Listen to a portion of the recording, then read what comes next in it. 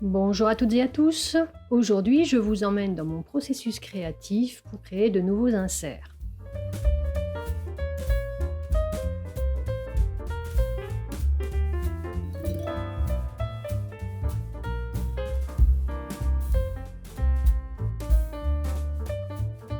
Alors, pour pouvoir créer de nouveaux inserts pour ma boutique, la première chose que je fais est que je me mets sur mon tableau blanc et que j'essaie de réfléchir à ce à quoi j'ai besoin. Donc pour cela, je prends mon feutre et je dessine.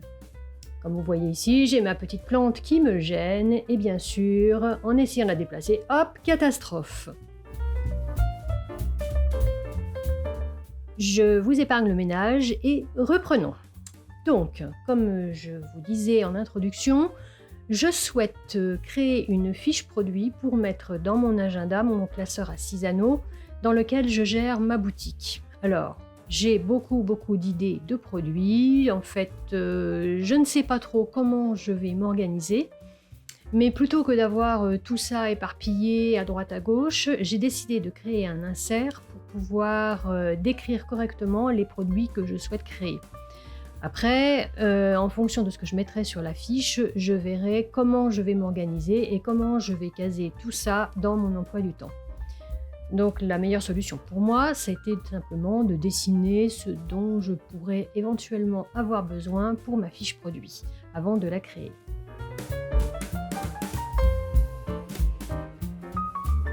Alors, cette année, j'ai l'intention de proposer des produits numériques, mais aussi quelques produits physiques. Donc, c'est bien aussi que cela apparaisse dans ma fiche produit. Et vous allez voir en dessous apparaître d'autres détails. Et effectivement, j'envisage de produire mes fiches physiques à l'aide du POD, du Print on Demand, ou alors de les faire moi-même. Je ne sais pas encore exactement comment je vais faire. Une fois que j'ai l'idée de ce que je veux faire, eh bien, je vais me mettre dans mon logiciel de créatif préféré, en l'occurrence il s'agit d'InDesign CS6, et je vais commencer à créer les différents éléments en fonction de ce que j'ai déjà noté.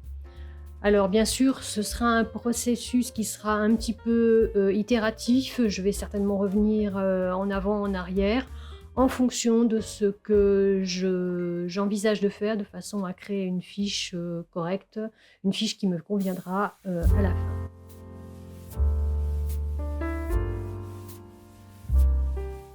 Même si j'ai déjà mis mes idées, en fait, j'hésite beaucoup sur plusieurs aspects des fiches, de façon à ce qu'elles me soient le plus utiles possible.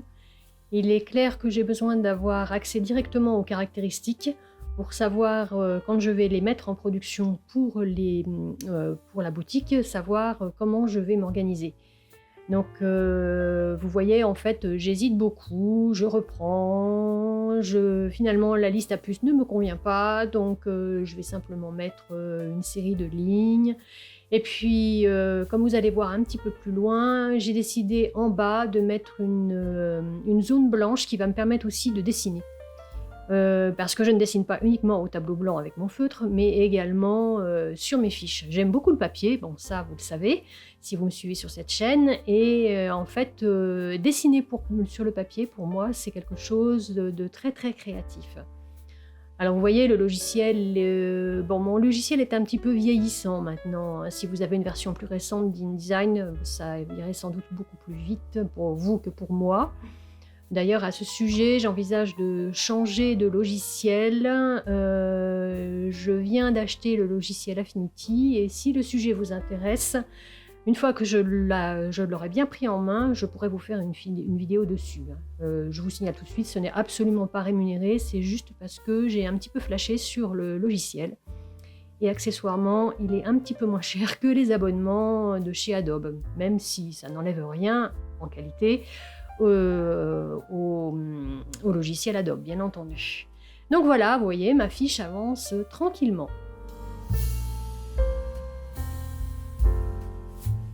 Une fois que je suis satisfaite du résultat, eh bien, je vais créer un PDF. En fait, là, je me suis trompée, j'étais partie directement sur une impression. Mais je vais créer en fait un PDF que je vais imprimer, donc je vous épargne l'étape imprimante. Et on se donne rendez-vous tout à l'heure sur les fiches imprimées et je vais vous montrer le résultat.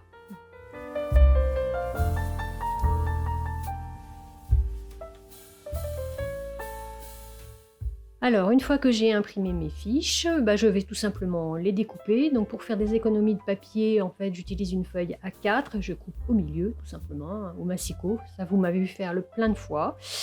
Donc, j'obtiens, comme d'habitude, mes petites fiches et je vais les perforer pour les mettre dans mon classeur. Donc, je vérifie bien que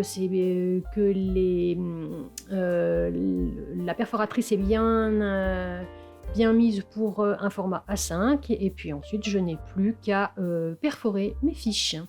C'est très simple comme processus. Et voici ce que ça donne. Il ne me reste plus qu'à les insérer dans mon classeur et voilà des fiches toutes prêtes que je vais pouvoir remplir. Alors bien sûr, je ne vais pas vous les montrer remplies, c'est une surprise, vous verrez les produits apparaître petit à petit. Et je suis assez satisfaite du résultat.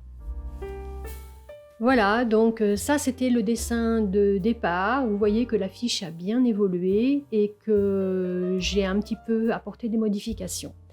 Voilà, cette vidéo touche à sa fin. Si vous l'avez aimée, n'hésitez pas à la partager, à la liker, cela m'est d'un grand soutien. En attendant, je vous dis à bientôt pour une nouvelle vidéo.